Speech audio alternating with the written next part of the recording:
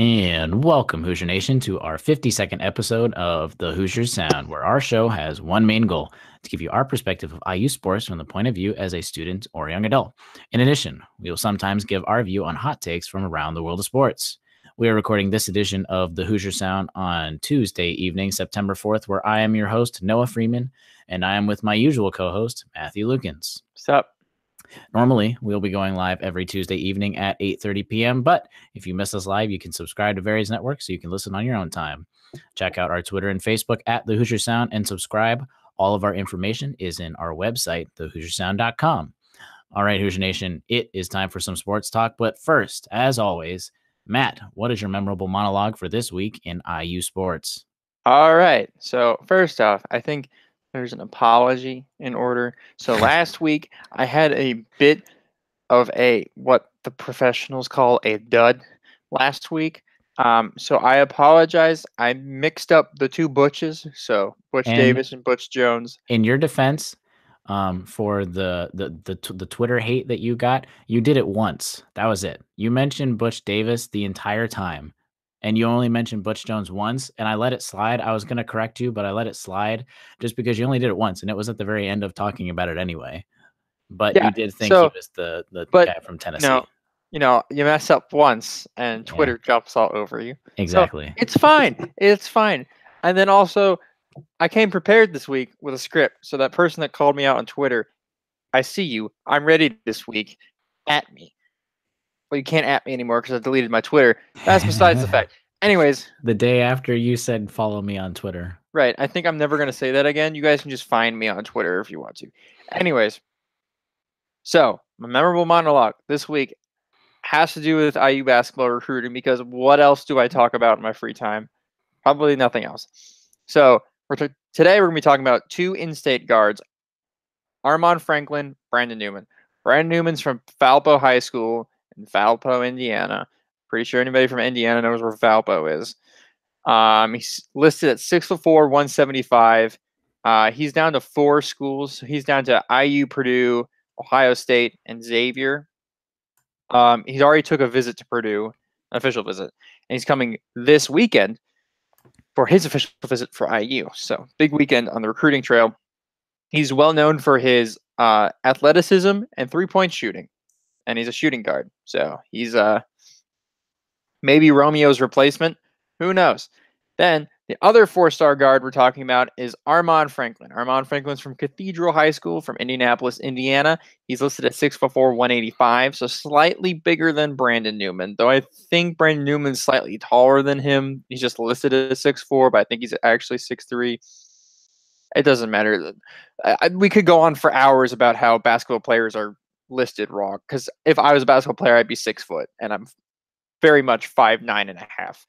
Anyways, so he's down to 3 schools: IU, Purdue, and Xavier. Though it is thought that it's only between IU and Purdue, as he only took 2 official visits, and that's it for him. And those 2 official visits were to IU and Purdue, and that means he should be coming to a decision here, with, if not in the next hours, next couple days. And he's much more of a creator at the 2 position, which is really underrated in the college game, especially now where the game's moving towards having 2 playmakers on the floor at once. And while his 3-point shot isn't as good as Brandon Newman's, his pull-up jumper off the dribble is excellent.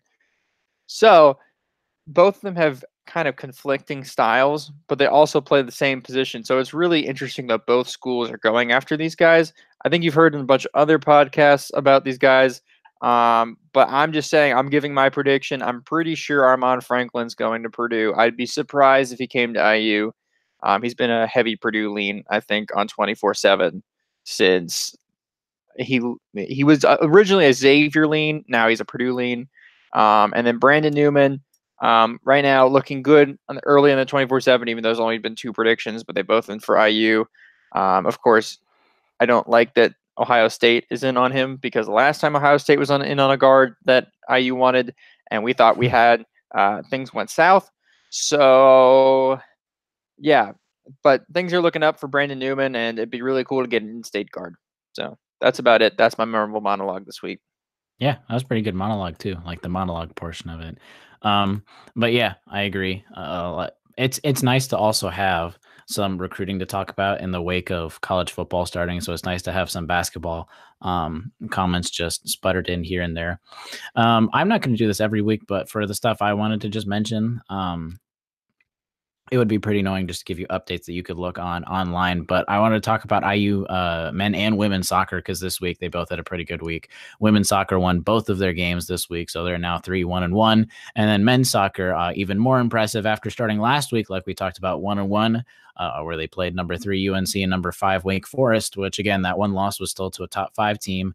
They had 2 more ranked opponents. So IU men's soccer is just playing really a lot of the heavy hitters. Their I first know. 4 games is against ranked opponents, but They've played 4 out of the top 25 soccer teams. So I just feel like they're going to play all 25 this year, right? They're just going to go down the list. They're just going to go what 2 to 25 and play all the other 24. Yeah, ranked they've teams. got a non-ranked opponent, and then they have another ranked opponent. I think I don't remember, but it's something like Notre Dame or something, 2 games away. So They do play Notre Dame this week, yeah, I believe. Yeah. I think it's at the beginning of the following week. But anyway, and they won both games. They took care of business no matter what the ranking was. They stomped number 22 Dartmouth 3-0.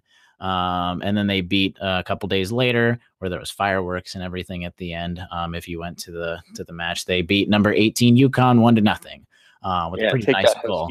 With a pretty nice goal, actually. Yeah, great start to IU men's soccer. Even though they have a loss on the record, that's okay. Trey Muse has still only given up 1 goal. That's it. So, 2 goals. Sorry. Yeah, no, 1 goal. I was right. 1 goal. Right. He's only given up 1 goal. 2 more things I want to talk about. This past weekend, NFL things happened. So why am I talking about NFL things? Because all the rosters were cut. So of course we had a bunch of IU players that have been on NFL teams and NFL, the 90-man rosters, and the 90-man rosters got cut to 53, and then they added their 11 practice squad players. So IU rosters of IU pros that are in the NFL, either on the roster or the practice squad. Right now, obviously, Jordan Howard's on the Bears, Dan Feeney's still on the Chargers, Robert McRae is on the Chiefs, Chris Covington has made it to the Cowboys, Nate Sudfeld's still the Eagles, Tevin Coleman, obviously, Falcons. Cody Latmer is now with the Giants. If you didn't remember where he's been moving around to, Jason Spriggs is on the Packers. Ian Thomas obviously still made the Panthers.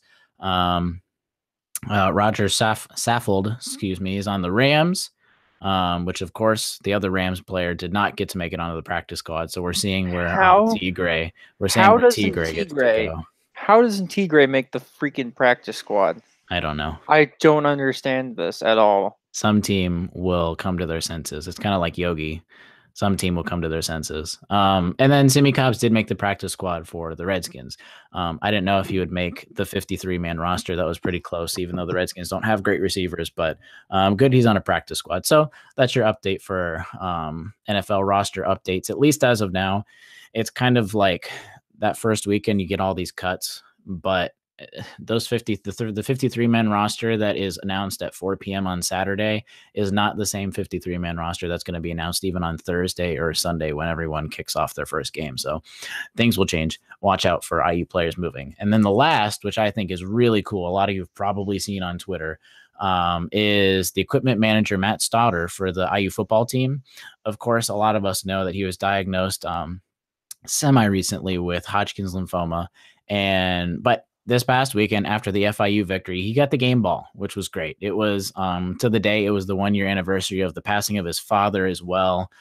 So 1 year ago to the day last year, he lost his father pretty closely after that. He got cancer, of course. And no one can imagine how tough that must be for him, but that's great that the IU football team, if you see the speech Tom Allen gave at the locker room right after, and everyone was cheering and shouting for him, giving him the game ball, it was really cool to see. It was really touching. So I'm not sure. Do you know if that campaign is still going on? They've got like a huge GoFundMe campaign. Do you know if that's still going on or not? I think so. I'm pretty sure it's still going on. Say again? I'm pretty sure it's still going on. I think you I can think so look too. it. I think you look it up on the IU football website. They should have a link to the GoFundMe. Yeah. So there it is. If you haven't seen the video, go look at it on Twitter. It's probably it's semi recently as of Tuesday evening for the IU football page, but that was really cool to see. Okay. Let's get into the meat of this episode. We're just gonna focus on some IU football, which is of course gonna be the main discussion, not all of the discussion, but at least for the foreseeable future, since we've now kicked off into football season. We're going to talk about some of the games because, of course, we had a football game this past weekend. And what does that mean? Because everyone's doing the one game.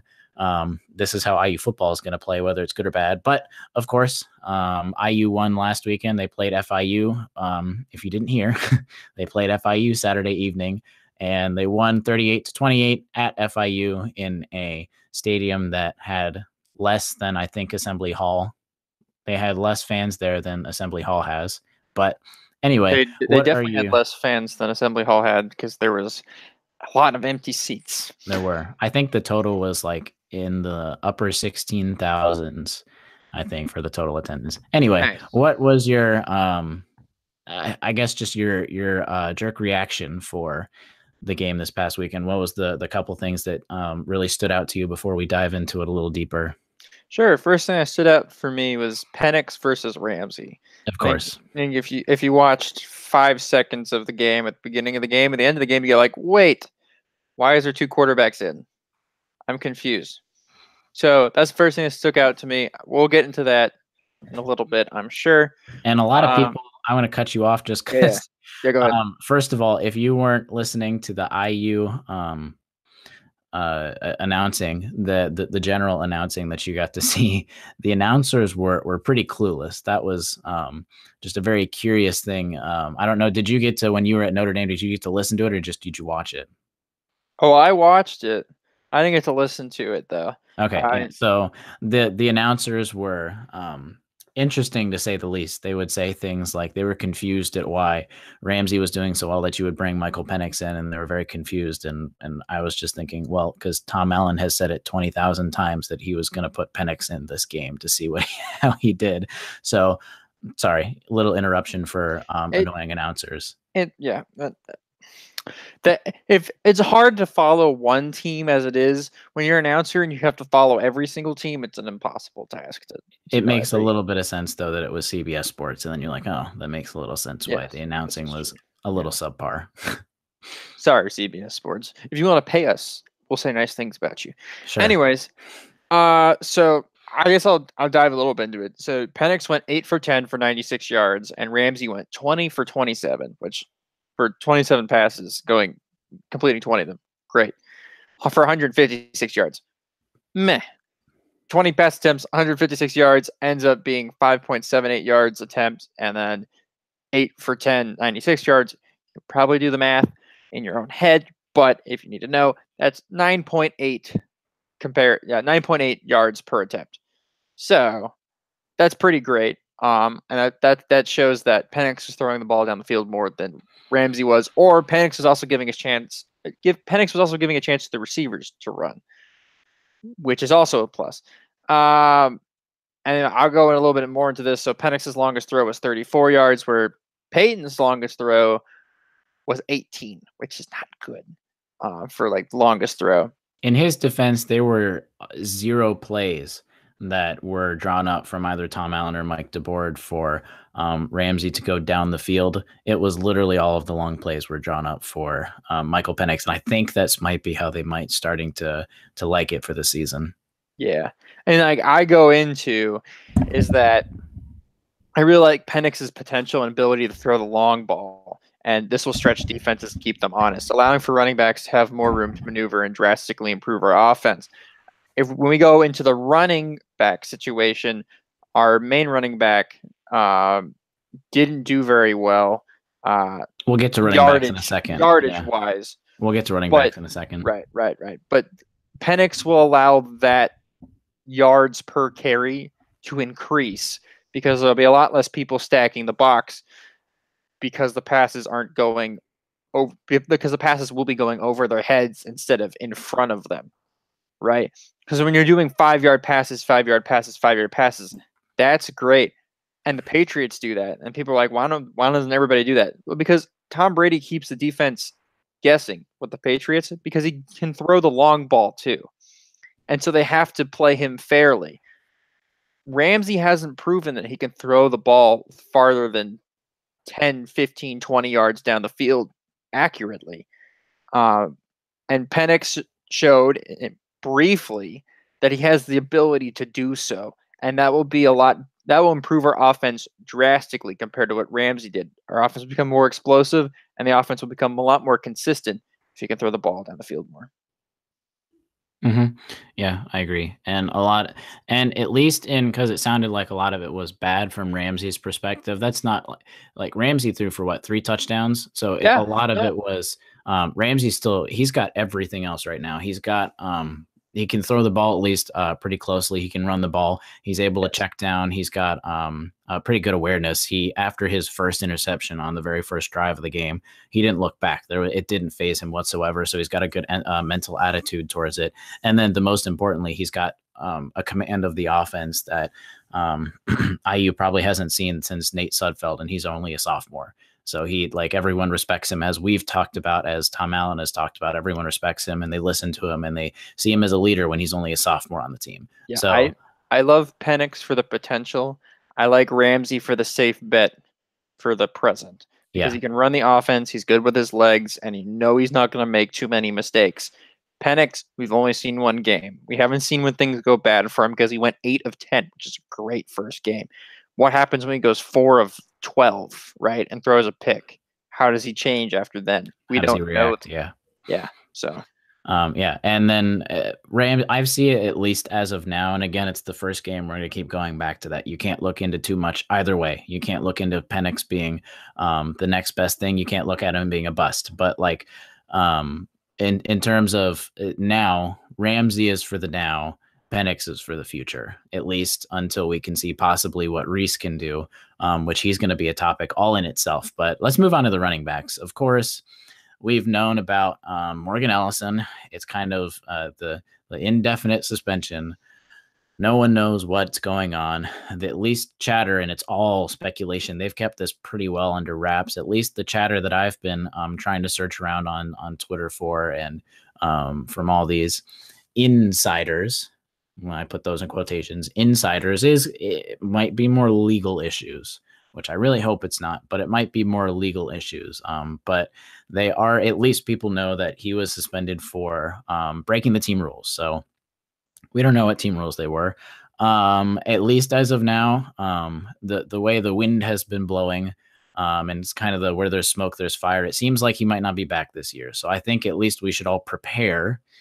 Doesn't mean that it's going to happen, but we should all at least prepare for him not being here all year. So our top running back who didn't even get to run for most of the season, ran for basically 800 yards the entire season, might have been that next Jordan Howard, Tevin Coleman, that multiple plus 1,000-yard running back kind of running back, not here.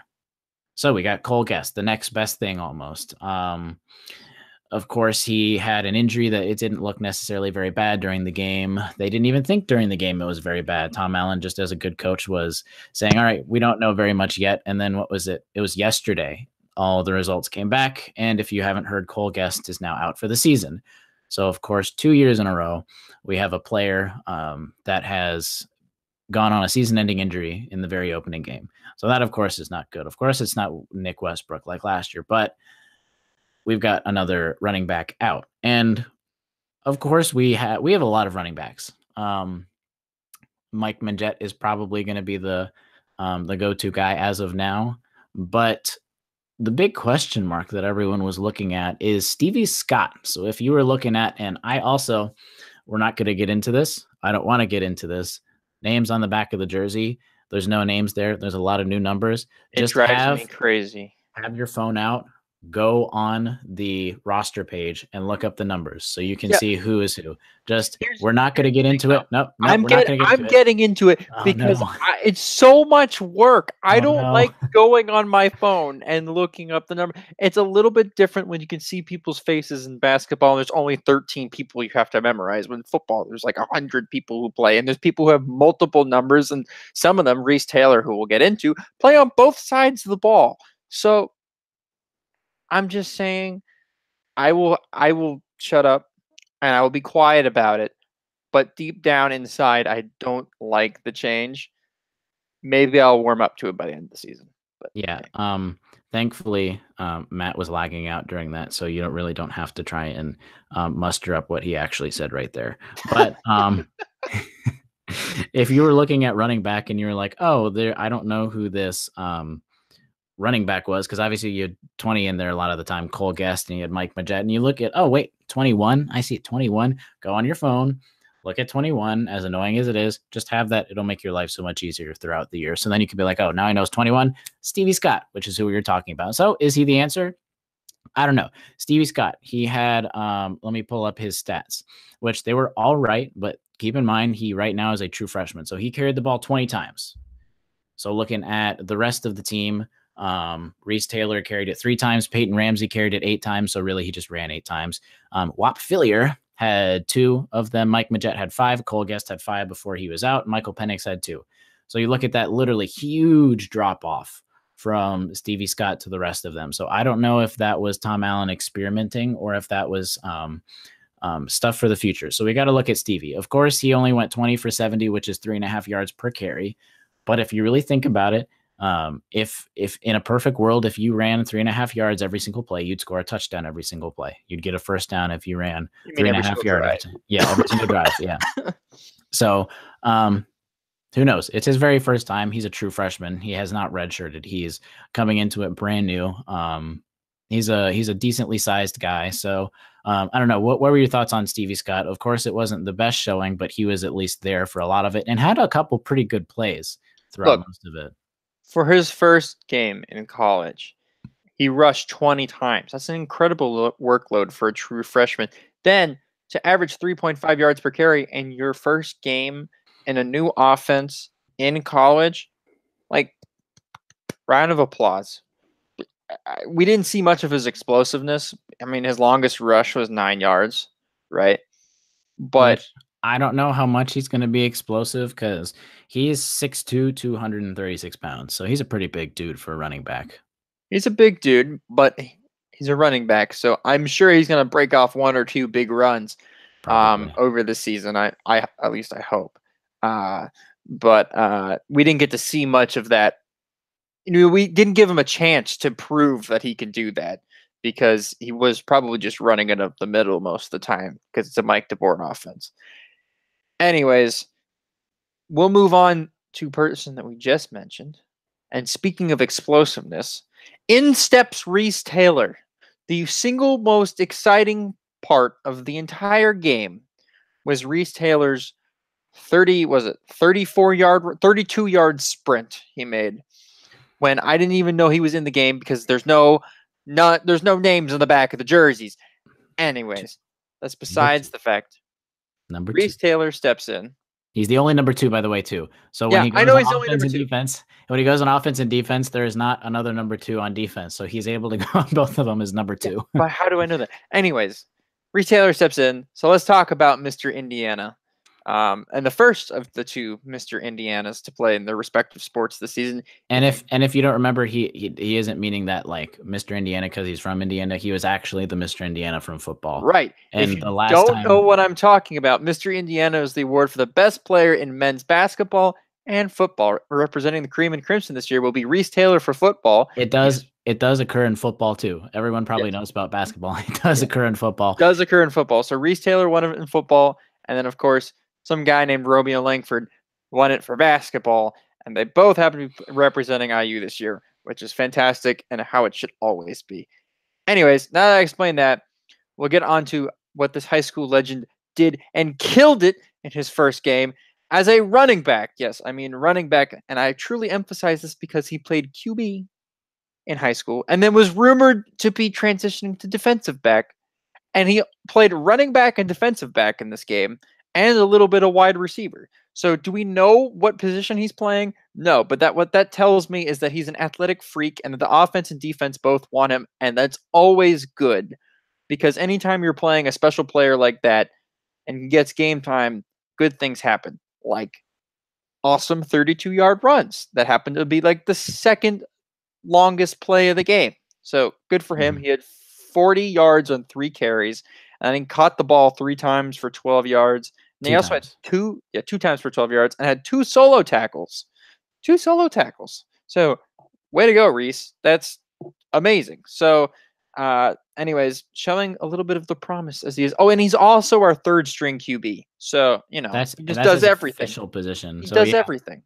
I also want to credit Crimson Cast. They just said it first because they had a great post FIU podcast. They had a post-game podcast. I don't know if they'll do it every time. They don't usually do it. I think it was just the first time special game. But if you do, they've got a great post-game podcast just right after, kind of like the Assembly Call does for post-game basketball stuff. Last week they did it. So if you want even more in-depth stuff, just to hear people talk about FIU, IU, listen to that. Anyway, but they talked about how they couldn't remember when the last time definitely, at least in IU history. It would probably be much more recent if we did some digging, but that there was one guy that played 3 positions in one game. I don't know when the last time a guy played 3 positions, and he also didn't even get to do snaps on the official position. He's officially listed at IU's QB3. Like, that's his official listing, his position, but he's, of course, did all 3 positions. And we're going to get to a little more because we've got some questions from Twitter on him, but right. Reese Taylor was great. And he could be, I don't know. We also, like we said, we don't want to hype things up too much because it's the first game, just like we don't want to talk about how also FIU, but yes, that's what I meant. So like when we're going to talk about the defense, which everyone knows what we're going to talk about with the defense, but just game 1, that's okay. Speaking of defense, is there anything else you want to cover in the offense? That was we've covered most of it. I did like at least a couple when Mike Majette was running in there because he didn't get to have a lot of runs. I liked his one run that he had. And I specifically wanted to mention this on the podcast when I saw it happen. If you look at the replay of that, what kind of run was it? It was like a 12-yard run or something for Mike Majette when he scored a touchdown, 9-yard run. 9-yard run. Yeah. So he received. Yeah. So if you look at that play, it was a great play by him. But if you look at it real more, it was the receiver blocking was incredible. The receivers were blocking right from the point of when the ball was snapped to when he crossed the goal line. And it was a good 4, 5, 6 seconds at least that they were blocking. Do you know what receiver it was? Yes, it was Luke Timian and Peyton Hendershot. Darn. I was hoping you'd say no, and I'd be like, because there's no names on the back of the jersey. Yes, I did. No, Luke Timian. And Timian, wide receiver, and Hendershot, tight end, which, of course, we know Timian. There's nothing to say about him because he's that senior leader that he's going to make plays when he needs to. He does a lot of the off the ball stuff. He's kind of like Zach McRoberts, which there's a play that I'm just telling you right now that he was blocking, and he was blocking for forever. Great block, no holding kind of thing. And then Peyton Hendershot. Of course, he had that 1 3-yard TD that was great because the defense didn't see it coming, basically. But his blocking, I was noticing during most of the game, was doing really well. So look for, I think it was 83 is his number.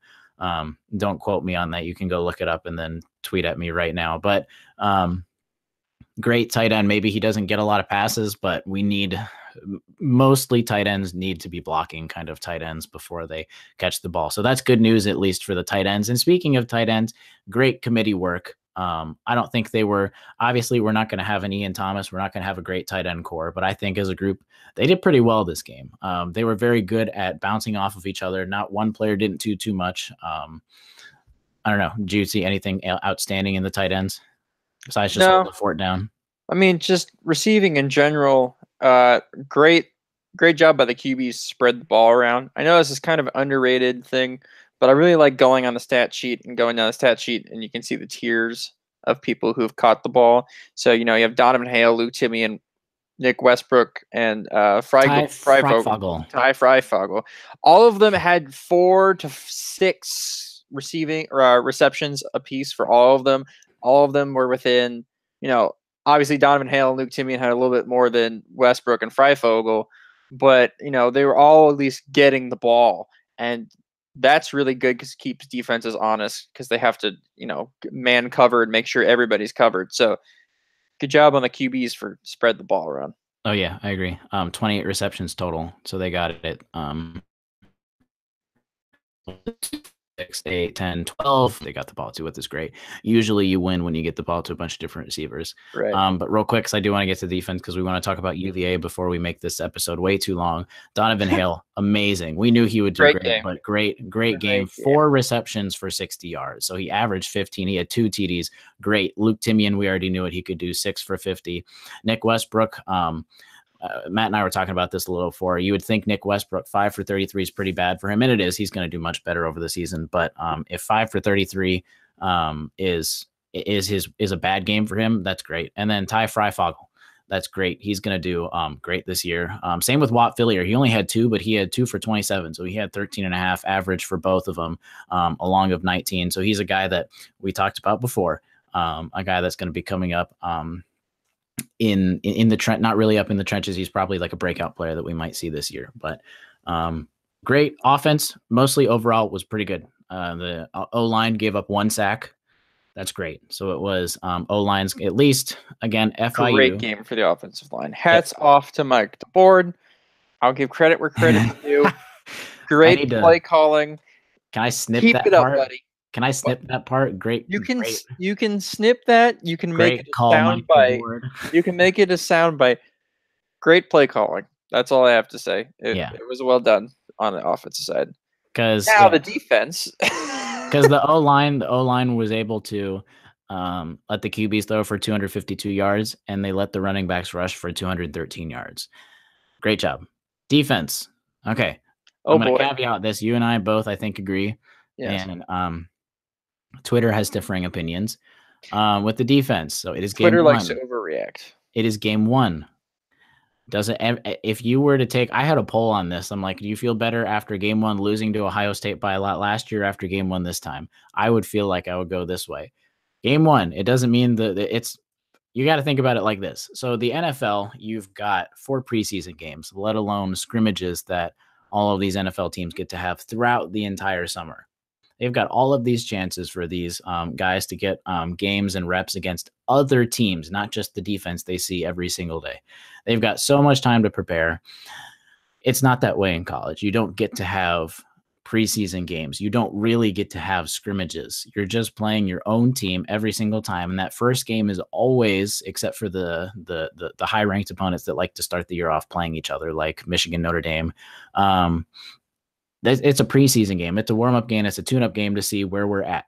Tom Allen said even after the game, if you look into some of his press conference and the just post-game stuff in the huddles, and he said after this game, he said, quote, like, this was a young defense and the offense was going to have to carry the entire team. So this is not new to a defensive coach who is obviously working on it.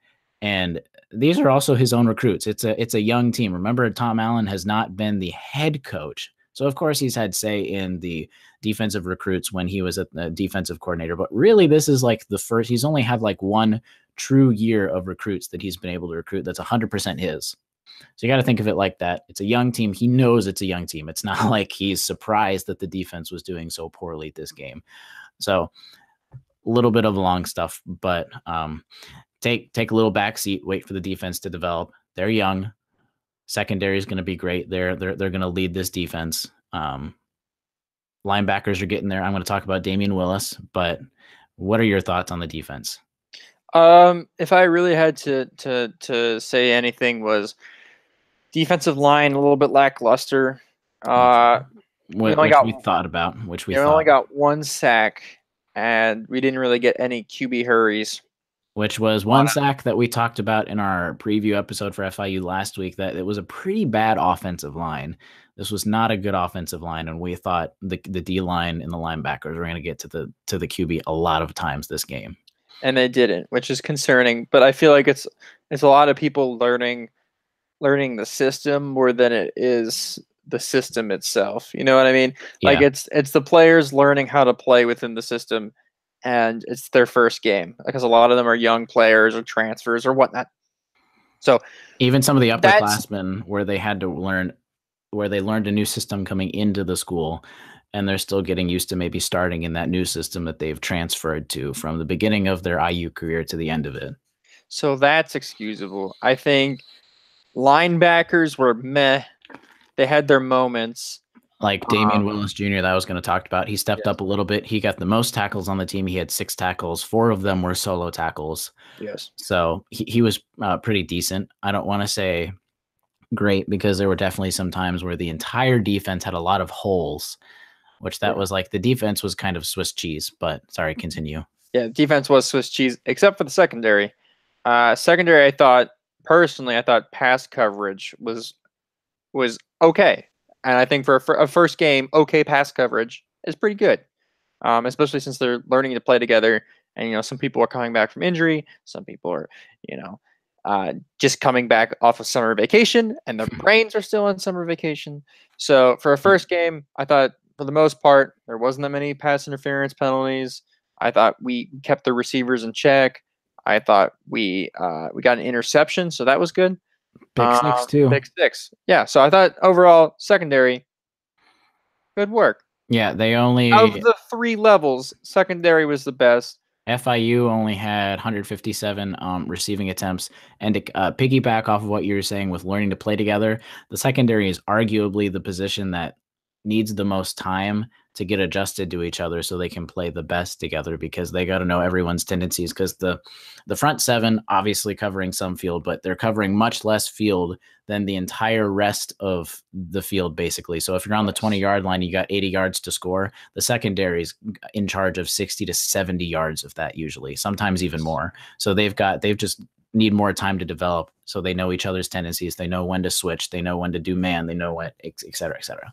Yeah, I had some Ohio State fan talking to me about how they thought their secondary was Swiss cheese, and I thought, look, don't worry about it. I think Ohio State gave up 31 points to Oregon State.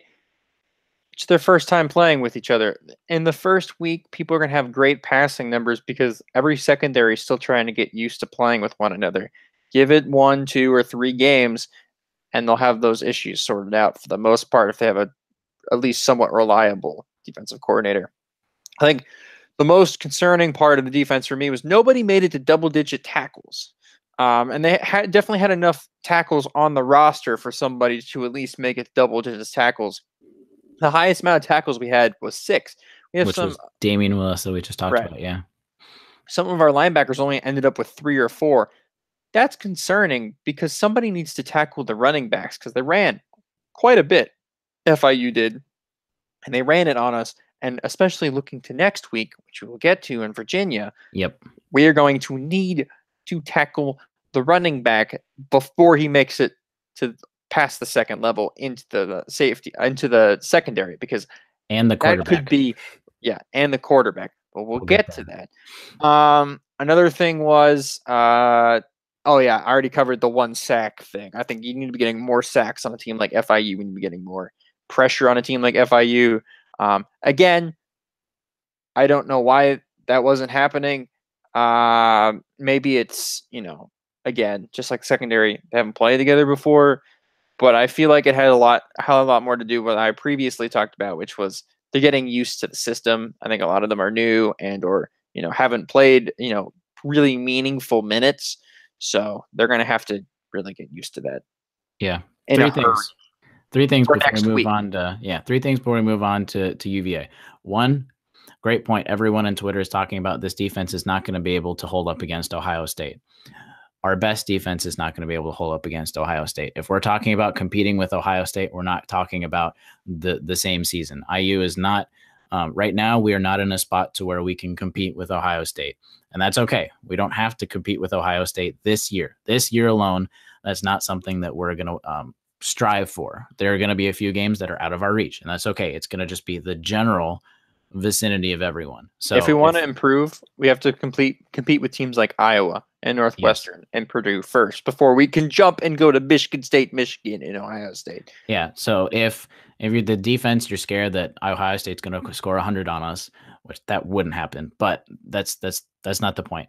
Second, a couple praises. Tom Allen talked about how we had basically when he was referencing the pick six that Jonathan Crawford had, which great for him. He said in a post game that he's been dying to get his first one, and he finally got it on the first game. So good for him. He talked about how last year he think we had at least 2 pick sixes. So the defense was all the yards given up, but they did get 3 turnovers. Even if 1 or 2 of them was kind of given to us, we still got it. We still jumped on the ball. Yep. In terms of pick sixes, IU hasn't gotten a pick six since September 1st. So 2 years of 2016. So that was literally 2 years to the day against FIU, where T. Gray Scales and Richard Fant got 1 each. So good job on pick sixes. Hopefully we can get 1 or 2 more at least throughout the season. Then we are going to talk about special teams just for a second. Numbers wise, if you didn't notice, there were 2 kickers that were going on for most of the time. Most of the time I was noticing Logan Justice was on the field goals. As of now, at least, he was the guy that kicked the 1 field goal we had. His background, he's been waiting to play, basically. Then Jared Smoller, the guy that transferred from Rutgers after his first season, who the only job he did for half of the season at Rutgers was do kickoffs. He did kickoffs. That was our kickers. So if you see 2 different numbers, that's what it is. But all right, FIU, IU, a win is a win is a win. I tweeted that. Doesn't matter. We got to win. Want to know? I tweeted UVA. it first. Yeah. All right. UVA. You deleted your Twitter. Well, on my new Twitter, you guys can find that out. But all right, UVA, 7:30 kickoff p.m. in Bloomington, season opener. Be there. Yeet. When do we ever have 7:30 p.m. kickoff times? Like that's so take advantage of it. We really don't have very many late games. It's gonna be nice out. It is going to be very nice out. The heat's supposed to cool off right by then. As of now, 7-point spread in IU's favor. On your ESPN thing, the matchup predictor, they got 62.1% winning favor in IU, which goes to 37.9 against UVA. We're going to talk about again. We're going to reference a lot of things when UVA played Richmond this past weekend. Again, it's one game that UVA's had, so there's not much to go off of both teams, but I'm going to start with this, just some food for thought to fester while we talk about UVA for the next 10 minutes or so. They got the 3rd most underclassmen in the entire nation. Do you want to guess how many underclassmen are on the team? I want to say, I think go 35. They have 88 underclassmen on the entire roster. Oh, underclassmen. I was thinking freshmen. Still. Okay, but still, that's a lot. 88 underclassmen. Hey, good for Bronco. So, 11 of them made their college debut this past Saturday. So some food for thought.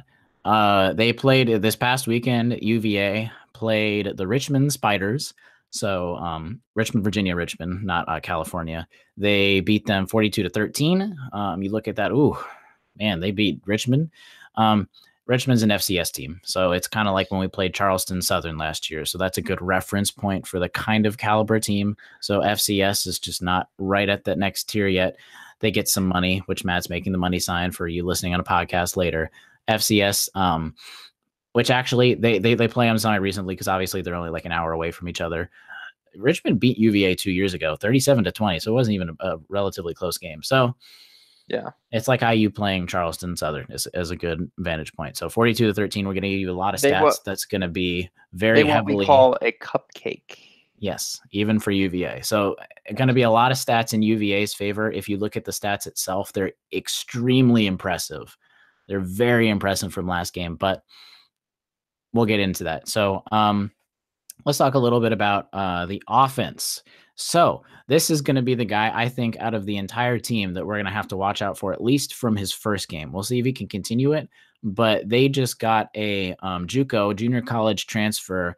QB Bryce Perkins is now new to UVA. He's kind of the guy that is UVA going to be another almost bowl game team, or are they going to be 2 or 3 win team? It's all up to him. And at least as of last game, he really lived up to the hype. So his passing, he went 13 for 24. Yeah, just over 50%. Not too bad. 185 yards, 2 touchdowns, 1 interceptions. Pretty good for your first time. Like that's not bad. Yeah, that's not bad. You think your first time, but that's not the impressive stat. The other stat is he rushed for 13 carries, so just over about what Peyton rushed. But he ran for 108 yards, two touchdown runs. So he accounted like 4 touchdowns total that he was a part of, and he had a long run of 36 yards. So we're talking about running, and we're about to get into rushing as well. But Bryce Perkins, he likes to run. He's able to pass too, at least on paper. He's a very versatile quarterback when he was playing Richmond. Hashtag dual threat quarterback. That's exactly what he is. And look for him to carve up the Hoosier defense a little bit this week. I think more the rushing wise than the passing wise. Yes. Because rushing against Richmond, so keep this in mind. In addition to Perkins running, Jordan Ellis, there's 3 names that you should remember on the UVA offense. Bryce Perkins is one. Jordan Ellis, running back. He's going to be the guy that gets the majority of the carries. He had 20 carries last week for 146 yards and 2 touchdowns. That's a lot of carries. A lot of carries, a lot of yards. He did great. So if you combine that, literally just those 2 guys had over 250 rushing yards. The team in itself rushed for over 300 yards for the entire game. Yep. And last game we gave up 170 yards rushing on 39 attempts. Mm-hmm. So that's 4.4 yards as an average, but of course in typical Indiana defensive fashion, we give a nice 36-yard rush from FIU's running back Jones. Mm-hmm. Go to receiving. Olamide Zacchaeus, interesting name, but he's the one receiver to look for. So you got a quarterback, running back, receiver to look for. Really, that's it on their offense. He had 6 receptions for 101 yards, 1 touchdown, had a long of 38 yards. He was really the only guy that did much because they had a total of 191 receiving yards. So they're not going to pass too much, especially going into a better secondary with IU. Obviously, they're not going to pass too much. I don't think. And really only 90, like he accounted for over half of the receiving yards. So look for those 3 guys to do it. Otherwise, from what I have gathered, the UVA offense is not going to be very good this year because they were very bad. And this is quoting from a UVA writer. They had a very, very bad offense last year. So if UVA gets to find this podcast and say that we don't do our research, this was a UVA writer that wrote this. Said that they were very, very bad offense. Very, very bad offense. And they didn't get many pieces to try and fix that besides possibly Bryce Perkins. That being said, they did have a total of 492 yards, so basically 500 yards, 300 of that. So most of that was from the rushing game. It did help that they had the ball for 38 minutes out of the game compared to Richmond's 22. That's wow. Yeah, but they did have to replace 2 of their top 3 receivers and 3 of their starting offensive linemen. And Richmond did sack UVA's QBs, plural. They did have a backup coming at the end 3 times. So you would think this is, again, another poor offensive line. But as of last game, I would say we should get a lot of sacks, but I'm not sure. We'll see if the defense improves. Yeah. Do you have anything from the UVA offense? Because that's kind of most of it. Again, we're not going to really see much because UVA didn't match up against anywhere close to a Power 5 opponent. So there's not much you can glean from a lot of those good stats. Other than Jordan Ellis, as the running back is being looked at as a prospect after that first week showing. I mean, it's a first week showing against Richmond, but he had a couple of very impressive runs, so he's now on the pro running back radar a little bit. So that'll be a good test for our defense. And then I know it's not offense, but kicking for Virginia has been a little shoddy. Their sophomore, Mejia, as a freshman, his longest field goal was 38 yards, and he missed all attempts of 40 yards or more, and he attempted 4. Then he went 3 or 4 from the 30 to 39-yard range. And then on Saturday, he missed a 35-yard field goal. So they might need a new kicker. So they're going to be a little bit shoddy. So if our defense can give up yards but stop them short, I feel like it's going to put Bronco Mendenhall in a situation that he doesn't want to be in, which is that he has to rely on the kicking game. And it's been a little shoddy, to say the least, for Virginia. Mm-hmm. 2 more points from me. One that kind of like Ramsey on the first drive, Bryce Perkins had an interception on the first drive, and it was a pick six, and that pick six went for 72 yards. So very first drive, Bryce Perkins threw a 72-yard pick. It's a great way to start your college career. Let's hope games in a row. Doubt. He can't even remember what he said just now. Oh, I said that's a great way to start your college career. Oh, yeah. But hopefully that makes it 2. And then really the only thing we got to worry about really on the offense is mostly of what I saw is that they're quick, but you're going to be quick against Richmond. So really those top guys are going to be quick, because also even Olamide Zacchaeus was able to turn on the Jets for that 38-yard rush or receiving attempt. So hopefully they won't get too far when they rush a lot. Defense. This is the better part of UVA. This is the reason that they went to a bowl game last year. They did replace 4 of their top 6 defensive linemen from last year, but overall UVA has kept most of their defensive players. So they've got a pretty good defensive core, if you will. I mean, I was noticing that, but at the same time, just like IU, only 1 sack this game, no QB hurries. And so that looks good for IU, especially since we have a very good offensive line that we definitely don't have Richmond's offensive line. Mm-hmm. So it's going to be quite a test for the Virginia defense to try to replicate what they did against Richmond. Also, in the same vein that I talked about IU's defense, nobody was in double digits on tackles. Again, that could be because Richmond was barely on the field on offense. But you still want to see somebody take that workload and as a linebacker and definitely step up and get a bunch of tackles, because that's really good for your defense if somebody is rock in the middle. But yeah, they did get 2 interceptions. Yes. So the linebackers and secondary were able to get 2 interceptions. Really, what we're gonna look out for is the linebackers. Mendenhall, that's the coach of UVA. Yeah. He loves to be.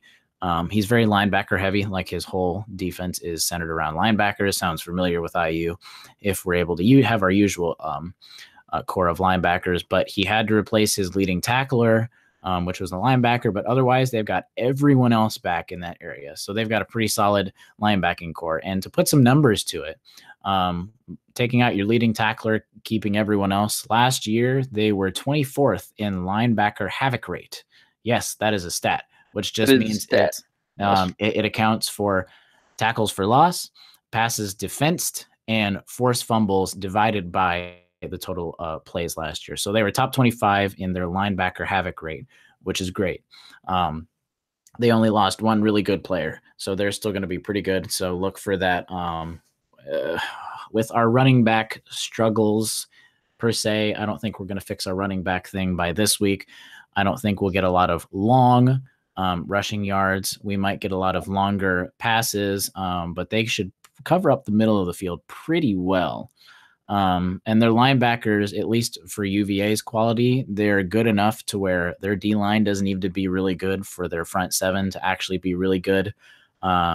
They held Richmond's rushing yards to only 34, and their D-line is actually pretty bad. I said, they replaced 4 of their top 6 defensive linemen from last year, and their defensive line was their weak point last year.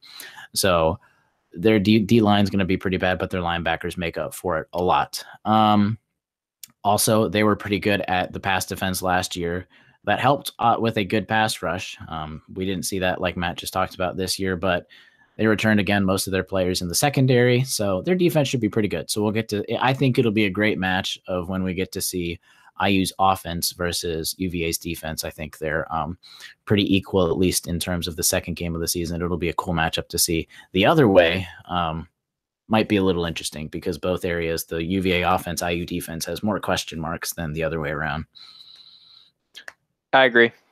Yep. All right. Let's go to our question on Twitter. We got Respectable Adam coming in again, clutch. He asked how much more of Reese Taylor will we see this week, and I kind of put in it what other positions will we see him in. I think it'll be kind of similar. I don't know about you. It'll probably be like get to see him in some receiver, you get to see him in some running back, maybe a couple of plays on defense. It depends. I think we'll get to see this game because now they got a taste of what he can do.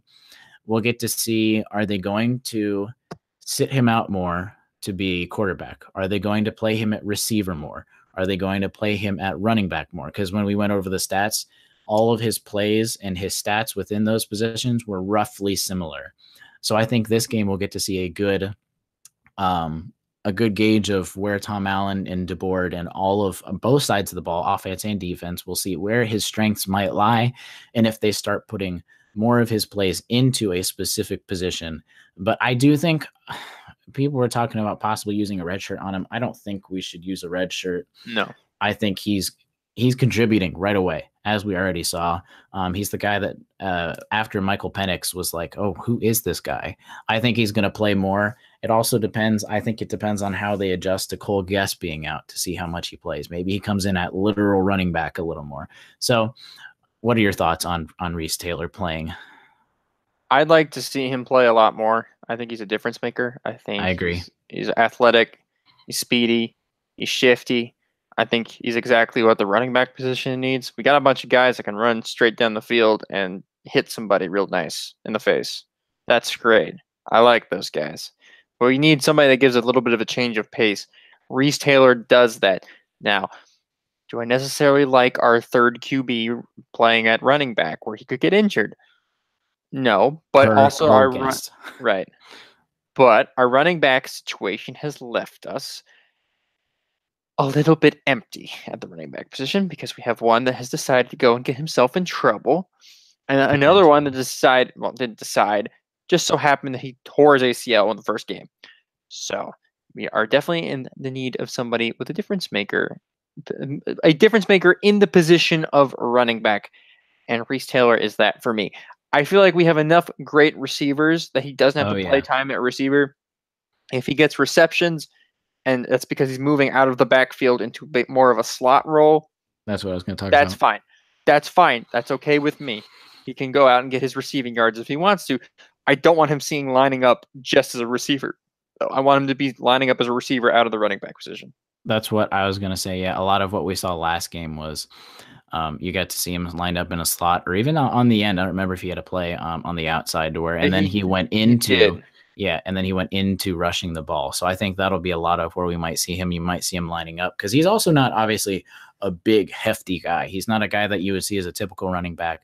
So he's not going to get the most carries. I think Stevie Scott and Mike Majette are going to split a lot of those this week. But I think you'll see a lot of the same kind of things on offense.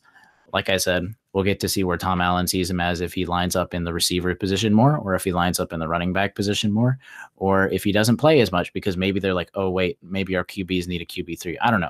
Depends on what we think with Tom Allen. I think this second game will show a lot more of where the entire staff sees Reese Taylor.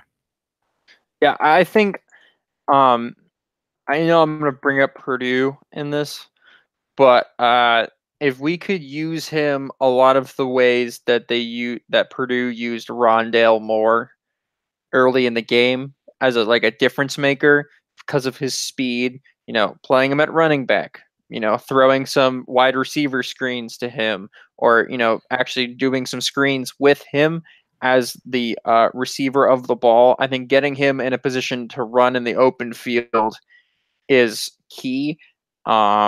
And I think using him kind of like Rondale Moore was used against Northwestern for Purdue is what I would ultimately like to see Reese Taylor used as this season. Mm-hmm. And of course, we have very limited film. He's been everywhere in practice, so he hasn't been at one position for very long. And we mean that literally. Right now, at least as of game one, he's kind of like the Le'Veon Bell, but reversed. So you've got running back that can do a lot of receiver stuff. At least as of the way he was lining up, he was more receiver running and doing some running back stuff. We'll see if that changes. But I think that about wraps it up for our 50-second show of the Hoosier Sound. Thank you all so much for joining us. Stay tuned through updates on Twitter at The Hoosier Sound, Facebook, and subscribe to us on YouTube. And visit our website, thehoosiersound.com, so you can find all of our information regarding our podcast all in one place. As always, send us your questions as the audience. As you heard, we do read them on air. So be sure to comment, chat, send us a message at contact@thehoosiersound.com on what questions or topics you have, and we'll get them on our next episode. Lastly, if you enjoy our show, leave us a review. Tell a friend, share our links. It really, really helps, so that we can grow this podcast. But as always, thank you for listening, Hoosier Nation, and we'll see you next time.